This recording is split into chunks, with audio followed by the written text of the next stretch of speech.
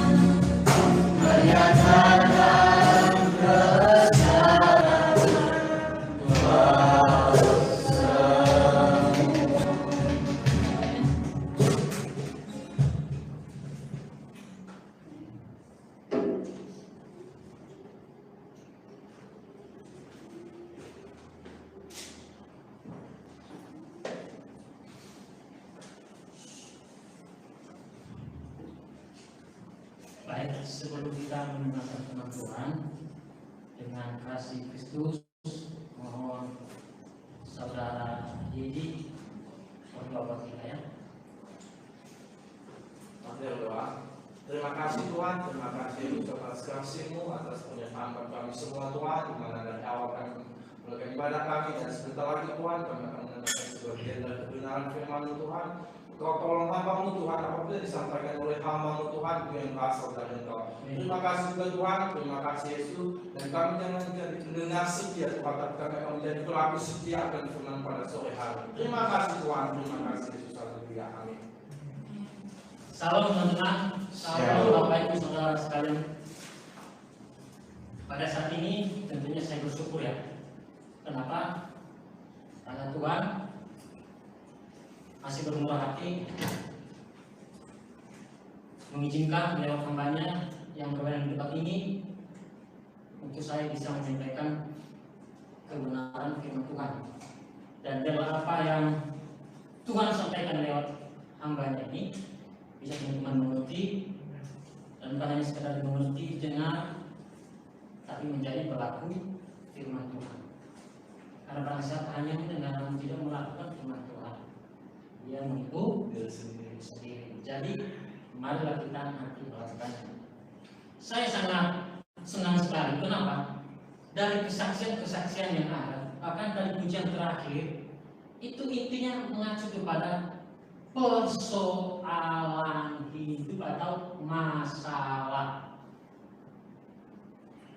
Dan tidak hanya kebetulan, khotbah saya juga berbicara tentang hal tersebut. Jadi tiap-tiap manusia pasti punya masalah. Siapa yang tidak punya masalah? Coba. Oh, ada kok Yesus tidak punya masalah. Benar kan Yesus tidak punya masalah? Benar? Setuju. Tapi yang penting di sini adalah bagaimana sikap kita, bagaimana kita menyikapi, bagaimana kita orang percaya menghadapi persoalan hidup tersebut atau masalah-masalah tersebut. Kenapa? Ada orang ketika diperhadapkan dengan masalah, persoalan yang ada, dia salah melangkah. Dan ada juga orang ketika diperhadapkan dengan persoalan, masalah yang ada, dia mengambil langkah yang tepat. Terus kita berada di mana sekarang? Tentunya kita berada sesuai apa yang diajarkan firman Tuhan. Itu yang kita ikuti. Apakah saya sekarang punya masalah? Waduh, banyak. Kalau bahasa Inggrisnya banyak. Tapi saya dengar kalau nggak jawab, banyak. Sampingannya banyak itu. Gede. Kalau itu banyak, itu banyak. Ayo lama. Baik persoalan lawan sendiri, menguasai diri, emosi. Seperti kemarin ada orang dokter saya, sebenarnya saya lihat dari jarak saya bisa bayangkan kecil menurut saya, bukan level saya akan tumpang saya buat, tapi tetap di bawah. Ada juga masalah persoalan, mungkin masalah perekonomian atau masalah yang dari orang tua disampaikan ke saya, masalah kesehatan saya dan segala macam. Dan sebelumnya saya mohon maaf kepada, saya juga lupa kemarin kalau saya tidak bisa.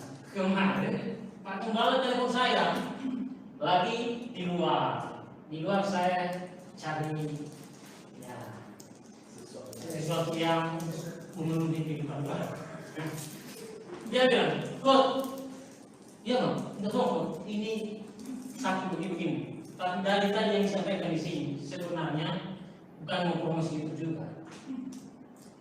Kalau masalah sakit di sini tembus ke bawah, cuma satu titik juga bisa dalam seketika, bisa di tangan ataupun di kaki. Terus kalau masalah asam lambung tinggi, masuk angin, ada juga satu titik ada di dalam kaki. Dan semua ada di tubuh saya. Tapi nanti saya mungkin ada waktu yang nanti pas, mungkin kita coba sesekali. Kita nggak pintar, tapi kita belajar seperti itu. Jadi kita langsung buka Alkitab kita ya. Karena hari ini kita berbicara tentang sikap orang percaya menghadapi persoalan hidup atau sikap orang yang beriman menghadapi atau menyikapi masalah-masalah yang ada. Oke. Kita buka di Matius pasal 15 ayat 21 sampai 28. Yang bawa kita bisa dibuka, yang punya HP juga di situ bisa dibuka, asalkan nanti jangan mirip-mirip yang lain-lain. Intinya seperti itu. Biasanya saya nggak bawa data, saya biasanya modal HP, tapi nggak tahu waktu saya tadi sedikit menggali dorongan Alkitab ya. Tapi cara bawanya saya bungkus itu di tas, perlu begini. Sekali lagi Matius pasal 15 ayat 21 sampai 28. Kita baca berganti ya. Diawali dari saya, baru teman-teman berikutnya. Judul perikopnya, perempuan Kanaan yang percaya, bukan yang tidak percaya. Nanti saya jelas latar belakangnya seperti itu. Lalu Yesus pergi dari situ dan menyingkir ke daerah Tirus dan Sidon. Maka datanglah seorang perempuan Kanaan dari daerah itu dan berseru, "Kasihanlah aku ya Tuhan, Anda tahu, karena anak perempuan terkena setan dan sangat menderita." Tetapi Yesus sama sekali tidak menjawab. Yesus sama sekali tidak menjawabnya. Lalu murid-muridnya datang dan meminta kepadanya, "Suruh ia pergi." Ia menyuruh kita dengan berteriak-teriak.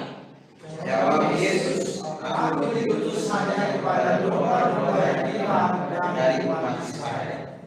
Tetapi perempuan itu mendekat dan menyembah Dia sambil berkata, "Tuhan, tolonglah aku." Tapi Yesus menjawab, "Tidakkah aku mengambil roti yang disediakan bagi anak-anak dan melemparkannya kepada anjing?" Ada kata anjing, jangan salah paham, saya jelaskan dengan tuntas ya. Kata perempuan itu, "Benar Tuhan, namun anjing itu makan remah-remah yang jatuh dari meja tuannya."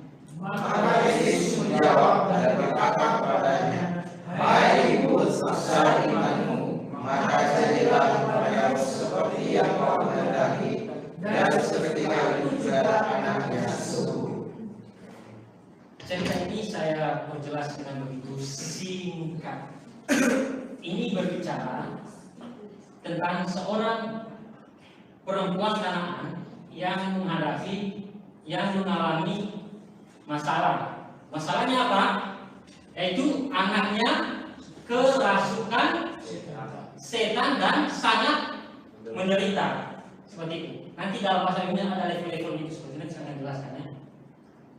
Dan di sini perempuan ini dalam masalah yang berarti ada hal yang dialami.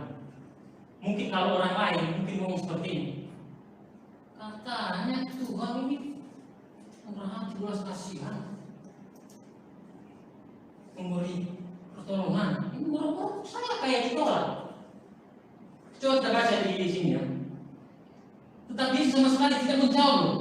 Malah dia mengatakan, "Aku diutus hanya kepada domba-domba yang hilang dari umat Israel." Itu dikatakan lagi, tidak patut mengambil roti yang disediakan bagi anak-anak dan memberikannya kepada anjing. Seringkali ada orang mengutip ayat ini dengan mengatakan Yesus itu berdosa. Kenapa Yesus berdosa? Masa dia ngomong seorang anjing? Nanti dulu saya jelaskan latar belakang sejarah dan benarnya. Simpel-simpel saja. Seperti itu. Dan ada juga yang mengatakan itu ada itu. Katanya kalau itu makasih peduli. Ini boro-boro dia tolak mana dia peduli. Saya dulu. Dia ayat berikutnya dulu. Dia melakukan sesuatu sehingga anak dari tempat tersebut. Saya akan jelaskan ya. Ini berbicara bagaimana nanti sikap kita sebagai orang percaya menghadapi persoalan hidup yang ada. Namun saya jelaskan dulu, perempuan Kanaan itu siapa sih perempuan Kanaan itu? Kenapa di perikop yang dikatakan perempuan Kanaan yang percaya? Kenapa yang tidak percaya? Kenapa yang orang mengatakan orang-orang Kanaan itu orang-orang yang menyembah kayu? Seperti itu. Apakah benar semuanya seperti itu? apakah tidak 1-2 orang yang terang yang percaya? Ada, bukannya ini kok. Jadi perempuan adalah seorang Yunani bangsa Siro Fenisia yang memohon kepada Yesus untuk menyembuhkan anaknya perempuan yang tersikap setan dan sangat menderita. Nanti kalau kita baca nanti di Markus pasal 7 ayat 24, mohon dulu saudara ini. Markus pasal 7 ayat 24.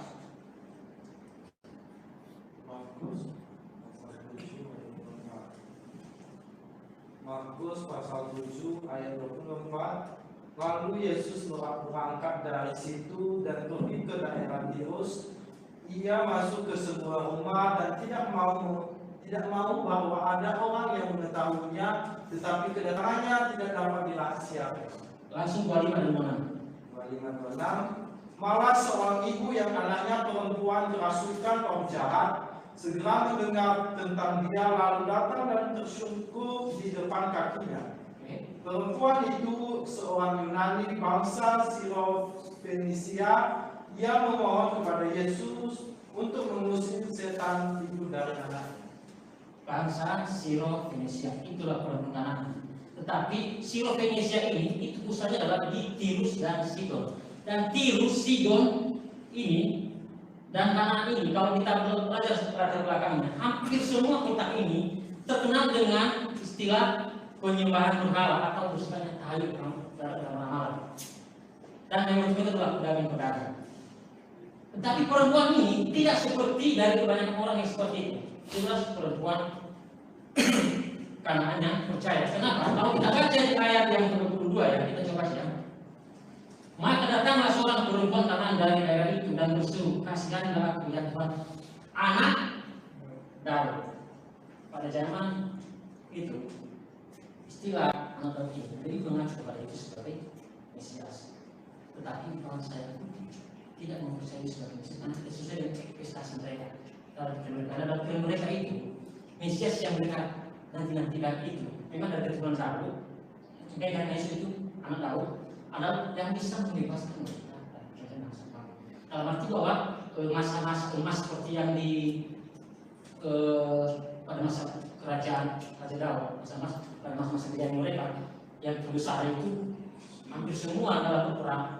Raja Daud waktu itu mengalami orang saya waktu mengalami besar, tetapi ini juga ada terjatuh sehingga mereka nanti berbudak dan mereka menantikan Mesias yang akan datang dari keturunan Daud. Itu maksudnya tahu sih. Jadi perempuan ini tahu, Yesus mana tahu.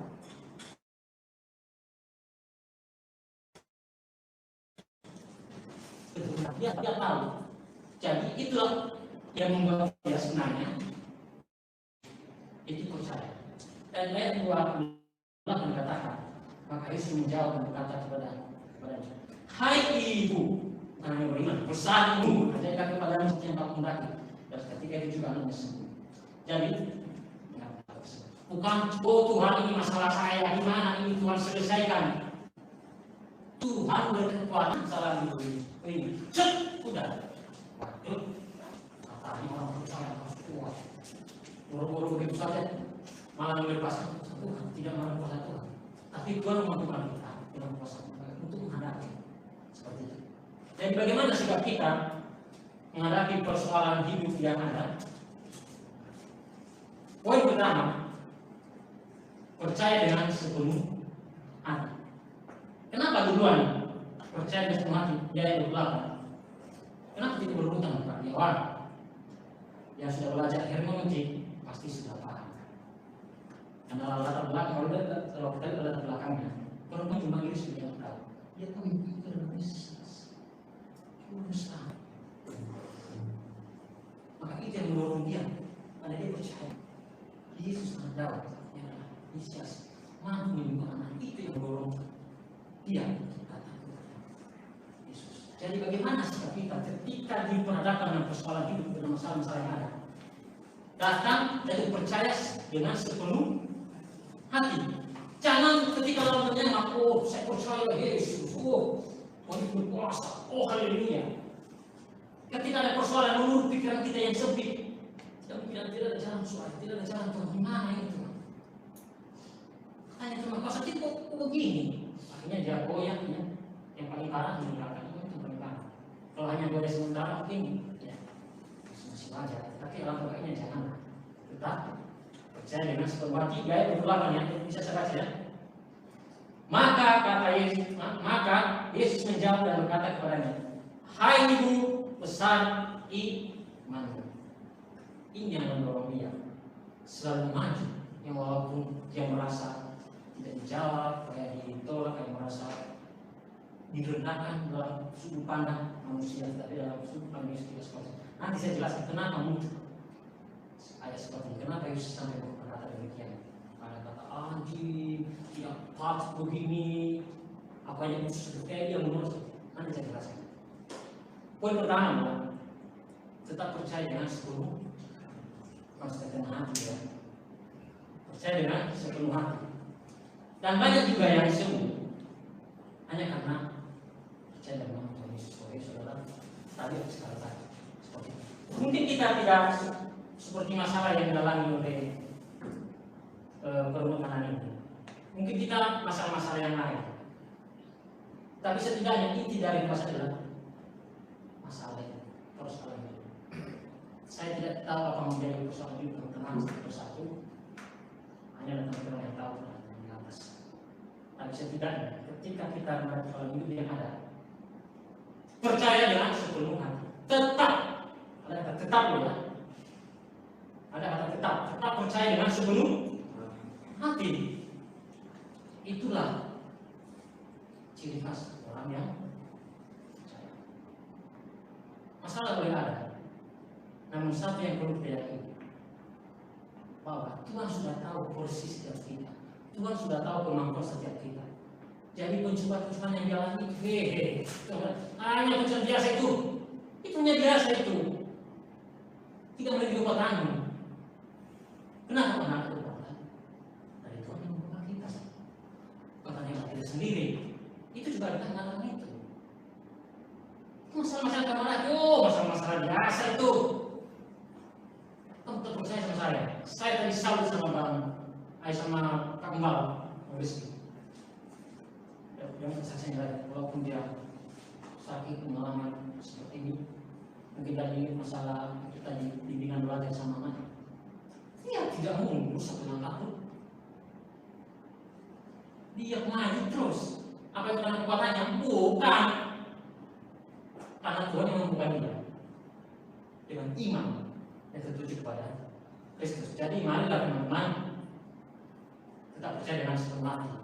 Karena pernah juga saya mengalami masalah. Menurut pikiran saya tidak ada jalan. Sampai saya menangis berdoa. Boro-boro di luar yang saya duga, yang saya pikir, nggak pernah saya lihat. Kaget saya, ada di perusahaan yang segala macam apa. Seperti itu. Ya, itu ayat 28. Terus bagaimana sikap kita menghadapi persoalan hidup yang ada, masalah-masalah ini? Sekarang kita harus percaya. Poin kedua, mohon dulu Yulimus baca di ayat kedua ya. Saya perhatikan yang matanya sudah mulai loyo-loyo, itu nanti saya suruh pakai langsung bilang yang punya ya. Ayat kedua. Begini firman Tuhan. Maka datanglah seorang perempuan Kanaan dari daerah itu dan berseru, kasihlah aku ya Tuhan, anak Daud, karena anak perempuan kerasukan setan dan sangat menderita. Terima kasih ya Mas Bro. Maka datanglah seorang perempuan, datang berseru, kasihanilah. Jadi poin kedua, datang memohon kepada Tuhan. Kalau kita lihat perempuan ini, dia memohon belas kasihan supaya Yesus menyembuhkan anaknya yang sakit, yang kerasukan setan dan sangat menderita. Dan dia datang kepada Tuhan, dia mengutarakan pergumulannya. Apa pergumulannya? Itu tadi, anak kerasukan setan dan sangat menderita. Kata yang dipakai di sini, kapos daimonisdelai. Ini merupakan level yang tinggi, di mana anak ini bukan hanya sekedar kerasukan biasa saja. Makanya dijelaskan dalam Alkitab katakan kerasukan setan dan sangat menderita. Karena ada juga yang kerasukan setan, selesai, dihitungin, langsung sembuh. Ada juga yang kerasukan setan sampai 20 menit dulu pernah saya lihat dulu, saya cerita berapa. Ada yang kerasukan dulu di kampus. Ini bukan sombong saya dan bukan awal saya. Ada seorang cewek, berbakar. Hari itu dia minta minum sama saya air putih. Dan saya bawa botol warna pink. Nggak tahu saya kata ketawain. Loko cowok kagak begini suka warna pink. Dan saya nggak urus. Tetap saya bawa warna pink botol minum saya. Dan cewek ini minta minum. Bang, sangkot. Iya. Ini satu minumnya. Saya kasih. Habis diminum, tahu. Yang saya takuti, jangan sampai orang salah paham. Tadi dia kok dekat ke air minum jauh, kok orang jadi kerasukan. Dia waktu balikan. Akhirnya dia kerasukan itu, saya lihat mukanya bukan muka cewek itu lagi, tapi kayak ada nenek kalau masyarakat hukumnya. Hari itu dia diangkat dan salah satu yang antara yang mengangkat dia adalah kayak pamannya gitu, orang Batak juga. Pas dia angkat pamannya yang angkat, tapi posisi pamannya ini tak tepat. Tahu waktu kami, dia cekik leher pamannya ini. Tanpa sadar, saya ada semester 3 ya. Masih bayi-bayi rohani, belum muncul kayak masa-masa di kampung. Ini saya sentuhin. Langsung, yang sebelum saya sembuhkan, pamannya ngomong, bangsa, tolong bangsa, dari cekik. Wah, kalau kerasukan tua loh teman-teman ya. Kalau cewek cewek begini, kalau udah langsung bor teman-teman. Iya, sudah sembuh. Pas mau sampai di asrama kami, dia marah-marah tuh. Saya emosi. Saya pengen bertanya sama dia. Kayaknya saya ditangis sama orangnya namanya Arab dulu. Udah itu kalau bisa lain. Akhirnya saya sudah salah, saya emosi karena saya dituduh gitu. Akhirnya datanglah pendeta. Itu dulu dia masih S2. Sampai 20 menit nggak sembuh. Datang satu lagi dosen dokter sekarang itu 20 menit kita baru sembuh sampai ditarik. Ada apa saya seperti itu. Jadi menurut saya itu juga sangat parah sampai dia nanti itu banyak merah-merah yang akan kesakitan. Yang mirip seperti itulah yang dialami oleh perempuan ini. Bayangkan seorang ibu ketika melihat anaknya kerasukan setan dan sangat menderita, bagaimana perasaan seorang ibu ini? Jadi saya bayangkan, mungkin saya bukan seorang ibu yang saya nggak bisa bayangkan itu perasaannya saya bisa bayangkan. Tapi yang pasti ibunya pasti sangat terpukul, sangat menderita dengan hal ini. Apalagi anak dia begitu baik, begitu nunggu segala macam. Jadi ini sangat parah. Jadi apa yang dilakukan orang? Dia tidak ada kedukun, tidak seperti ada dulu di tempat-tempat yang biasa dengar. Dan mungkin ini mama saya. Dan saya sudah tegur ketika adik saya sakit, dibawa ke rumah sakit Nias, katanya nggak ada penyakit, sampai dibawa ke Padang habis uang pulang 20 juta, sehingga saya tidak dapat kirim setiap bulan. Biasanya setiap bulan jawab kiriman, tapi sekarang ada kiriman gara-gara saya dibawa ke rumah sakit Padang, katanya lambungnya pendarahan. Akhirnya dicoba segala macam obat dari rumah sakit Padang nggak sembuh, rumah sakit di Gunung Sekurit nggak sembuh. Apa yang terjadi? Dipanggil lah, hebat. Bawa ayam hitam satu, wah parah ini ya ayam hitam di gimana itu sembuh. Terus pas teman-teman saya, tiba-tiba kan bapak saya telepon, Amang saya telepon, Amang itu anak kesayangan, memang saya anak kesayangan juga masih kecil. Amang, adikmu sudah sembuh ya? Loh, sembuh gimana? Ya kita sudah panggil orang itu. Akhirnya saya merasa terpukul, saya bilang, ya udah makan tadi, jangan seperti itu. Ketika dipahami dengan persoalan seperti itu, jangan salah belakang, jangan datang seperti itu. Tapi sembuh loh, Amang. Ya, tapi sembuh loh, Amang. Iya sembuh, pasal lain, pasal Tuhan. Sebenarnya ada cara lain. juga baru tahu berapa hari itu kalau ada sakit. Bahkan hari itu saya ingin pulang, ingin saya terapi, ingin saya makan hari itu. Tetapi masalahnya saya belum divaksin. Ini baru saja divaksin beberapa hari ini. Sudah lama dia ini sesuatu ini ngambil vaksin. Kepala sudah mau habis, sudah mau itu baru vaksin pertama. Jadi menurut saya ketika keluarga teman-teman saudara sekalian menghadapi masalah seperti yang saya alami, katanya dikerjain sama orang, ingat tidak ada kuasa yang besar dari kuasa yang ada di sini. Karena kita ini adalah saya malah ini adalah gereja. Jadi Roh Kudus di dalam kita. Jadi kuasa yang lebih besar dari kuasa yang lain. Jadi jangan sampai salah mengarah. Datanglah kepada Tuhan, bukan kepada dukun, orang pintar seperti itu.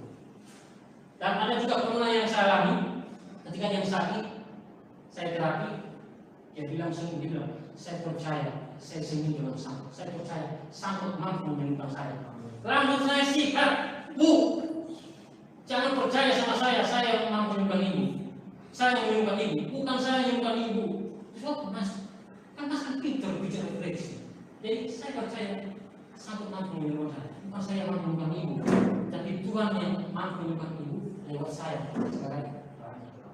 Jadi sekiranya dia datang sama saya, kalau sama Tuhan sama saya, keliru. Boleh datang sama saya, dengan tapi terlebih dahulu ibaratkan Tuhan, Tuhan mungkin sanggup membawa saya, alam untuk saya, mau pakai sangkut buat saya sama merasa supaya setiap yang dijamah semua seperti itu. Jadi kita datang mohon kepada Tuhan, karena Tuhan juga memberi kita jalan keluar ketika kita mendekat kepada yang benar seperti itu. Dan poin yang ketiga, datang menyembah kepada Tuhan. Di ayat 25. Mohon yang selain siapa namanya? Baca ayat 25.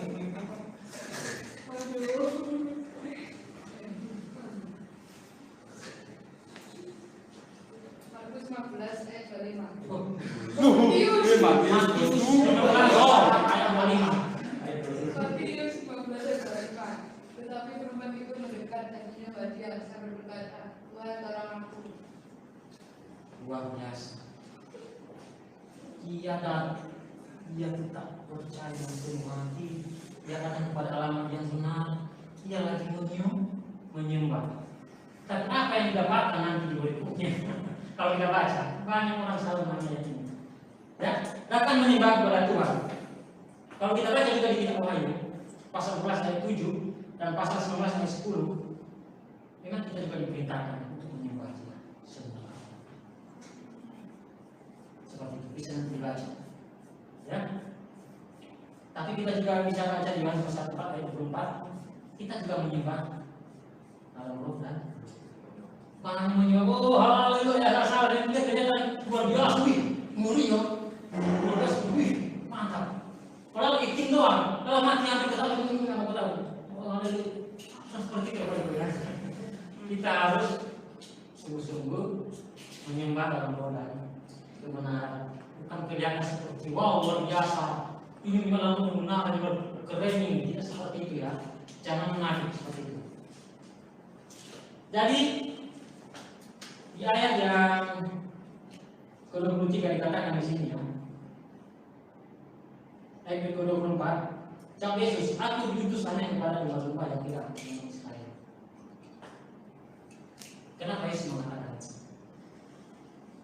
Kalau kita bisa baca di ayat berikutnya, sebelumnya di pasal 10, di pasal 10, di mana Yesus menyuruh kepada murid maka tidak akan berfokus ke suatu hal, jangan menyimpang ke bangsa-bangsa lain.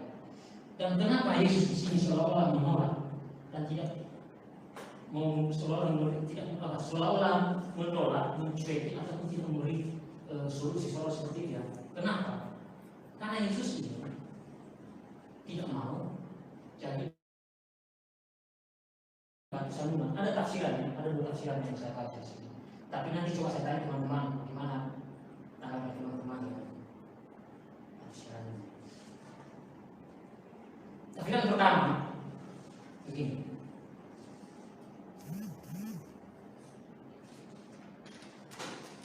Kristus berpaling dan seolah tidak mau melakukan permintaan perempuan tersebut, sebab ia tidak mau menyinggung perasaan orang Yahudi dengan berbuat baik sebebas-bebasnya, seterang-terangnya kepada orang-orang bukan Yahudi. Itu suatu perkataan tadi, itu seorang Yunani ya, seperti yang ditanya kepada mereka sendiri. Kenapa?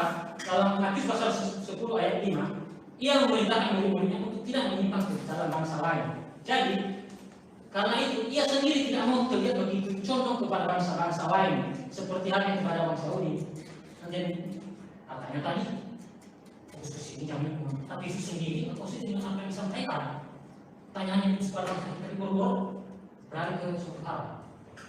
Nah, kenapa Yesus memberi waktu ke jeda. Kalau langsung Yesus mengingatkan, mesti dia baru sebelumnya. Dan ketika dengan adanya jeda-jeda seperti soal seperti ditolak, bahkan menyatakan tidak patut mengambil roti yang disediakan bagi anak-anak dan bukan haji. Dengan jeda seperti ini, ketika dia pertolongan, otomatis orang yang melihat. Contohnya ya, mana? Minta tolong dulu ya. Siapa namanya ini? Coba di sini dulu. Tolong. Ini perkenalan. Minta tolong sama Yesus, maka saya Yesus. Kalau langsung saya lihatkan, bisa jadi batu sandungan kepada orang-orang yang lain. Tapi dengan adanya jeda-jeda yang ada, terus ketika saya perlu itu, ya, karena Yesus tidak mau sebenarnya sih. Tapi karena perempuan ini tidak tolong terus, tidak mantap, tidak ingin selalu maju, ya tidak salah Yesus menyembuhkan anak dari perempuan ini. Maaf ya, dengarkan dulu perkara ya. Ini hanya contoh. Jadi ini membuat situasi tidak begitu parah gitu. Dan ketika tadi katanya sudah sembuh, orang melihat sebenarnya kalau tidak langsung tadi di apa-apa. Karena Tuhan juga berpikir karena dia hanya fokus ke menjadi cukup positif. Tapi karena perempuan dia terus mendesak, ya mau tidak mau Yesus juga beri seperti itu. Jadi agak dingin sedikit, tidak langsung jadi batu sambungan yang Yesus tidak segala macam. Seperti itu. Ya. Terus yang kedua, nanti saya tanya ya. Siap-siap. Yang kedua, Kristus melakukan demikian untuk menguji dia perempuan tadi. Sebenarnya Yesus tahu apa yang ada dalam hatinya. Sebenarnya Yesus tahu bagaimana imannya. Sebenarnya Yesus tahu apa yang dia perlukan. Seperti yang dialami oleh Abraham dulu, waktu Abraham diuji. Sebenarnya Yesus tahu nanti Abraham seperti apa mungkin. Dia mengatakan Abraham pergilah ke Moria, semakan anak kami Tuhan semua bisa. Abraham ke Moria, pas dia mau menyembelih, ada suara. Jangan bangun orang itu. Pas dia mau mulai, ada seekor apa itu? Coba ya. Tersangkut, bukan tersangkut ya, tersangkut sedang berluka. Itu hanya dia, tidak tahu, apakah tidak tahu sebenarnya. Tapi dia hanya menguji. Kata menguji di sini banyak juga pasasinya yang kita pakai, tapi kan berbahasa. Jadi ini hanya menguji seperti dikatakan dalam 1 Petrus pasal 6 ayat 7 saya baca ya.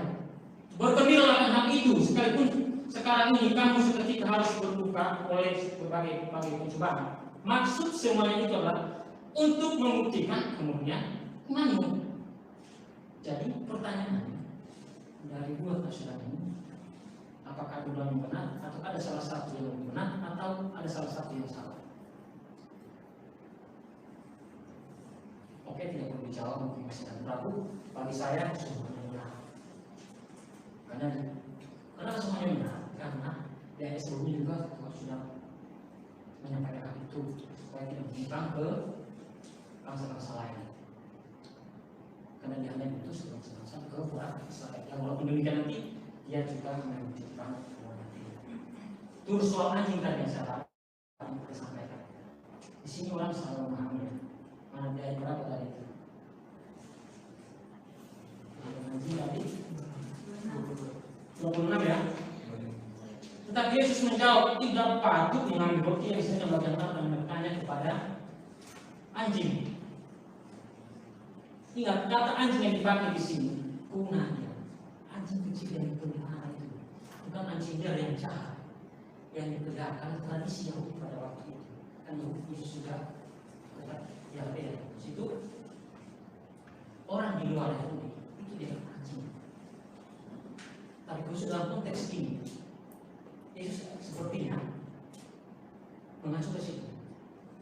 Bahwa di luar orang Yahudi itu seperti anjing, tapi bukan anjing dalam arti yang liar yang jahat. Tapi ini kunaria adalah anjing kecil peliharaan yang masih dipelihara. Jadi perubahan ini sebenarnya juga perlu pertolongan. Tapi Yesus tidak langsung menanam itu, karena dia tidak atas semua lakukan orang. Masuk akal juga. Dan bisa juga yang kedua tadi, memang Yesus sudah tahu sebenarnya sebesar mana yang memperoleh, tapi dia sengaja memuji. Bagaimana? Mungkin kalau saya, ya ampun, katanya Yesus bermurah hati, belas kasihan. Datanglah kepada aku yang tidak sudah segala macam, lembah lembut segala macam. Tapi boro-boro saya ditolak, ini begini banyak sekali. Bisa-bisa kita periksa ya, kok begini? Tapi ingat perempuan ini, satu langkah pun tidak mundur seperti tadi Bang Lesti. Kita di masalah ini berarti dia maju terus, dan saya yakin Tuhan pasti bukan jalan.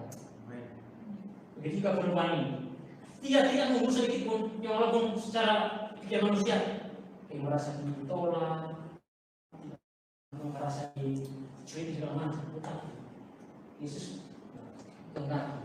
Dan seketika itu juga anaknya sembuh. Apakah Yesus benar-benar mencuri nanti mau menolong? Tidak.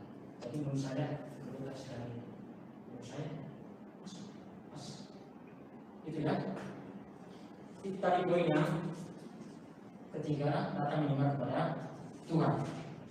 Kita menyembah salah.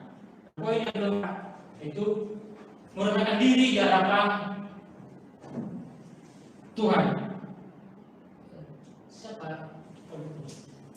Belakangnya gembala. Ya, mohon kepada saudara Misal baca Matius pasal 16 ayat 27. Kata perempuan itu, benar Tuhan, namun anjing itu makan rumah-rumah yang jatuh dari meja tuannya. Luar biasa bukan ini ngamuk. Dia ngomong ya segala macam. Dia mati terus makan malam-malam dia berenang. Dia berenang di dalam Tuhan. Dia kan perlu.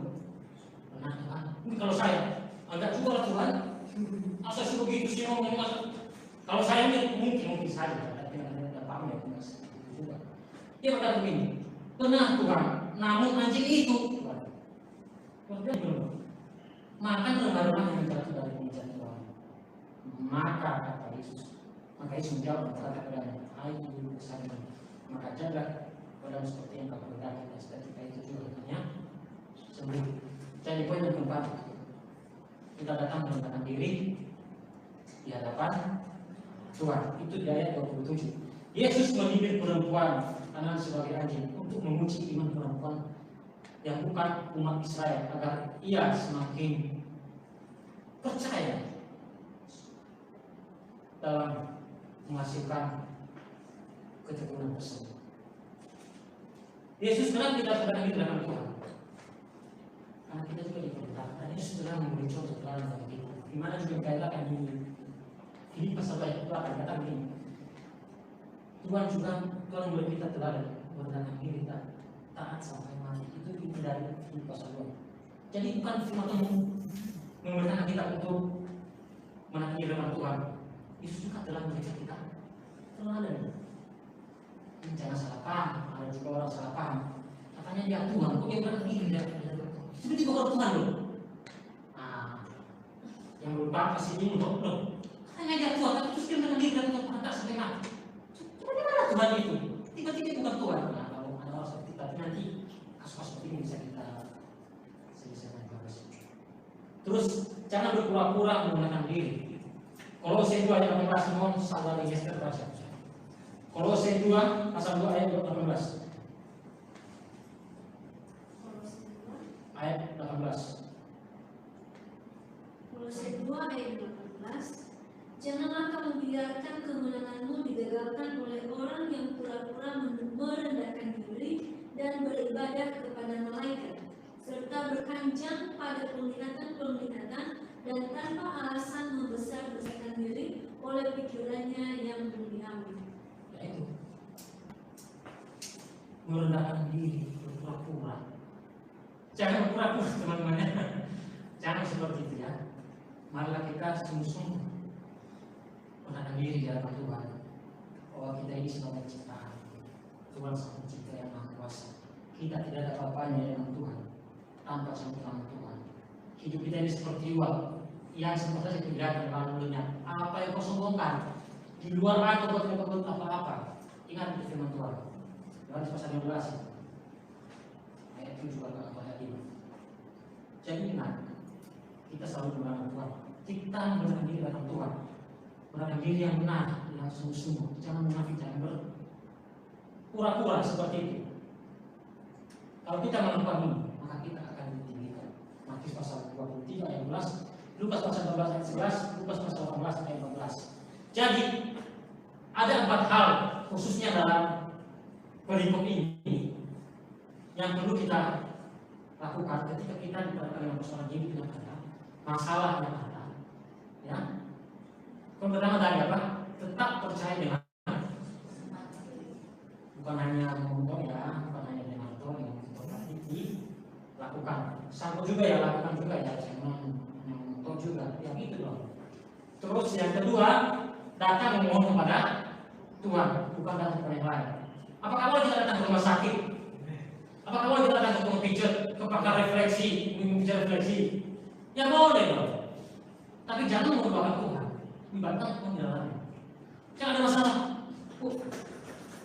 Ada berdoa sama Tuhan ya, karena oh sama jauh, ini kok saya hebat. Jadi datanglah ke alamat ya. Jangan salah alamat bro. Ketika datang memohon kepada Tuhan, kita harus menyembah. Itu penting. Nanti kita berdiri dalam Tuhan,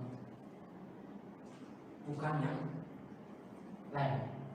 Karena saya juga tidak nanti dengan orang yang datang ke dokter. Itu juga Tuhan pakai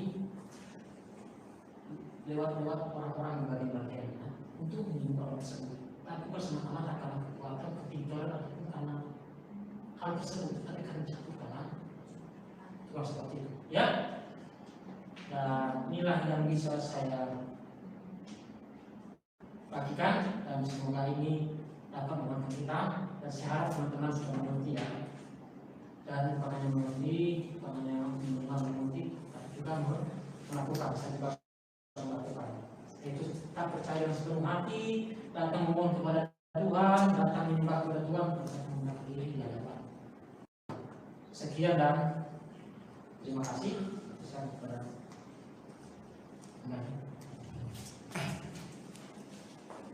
Oke, terima kasih Pak Sangkot. sama-sama.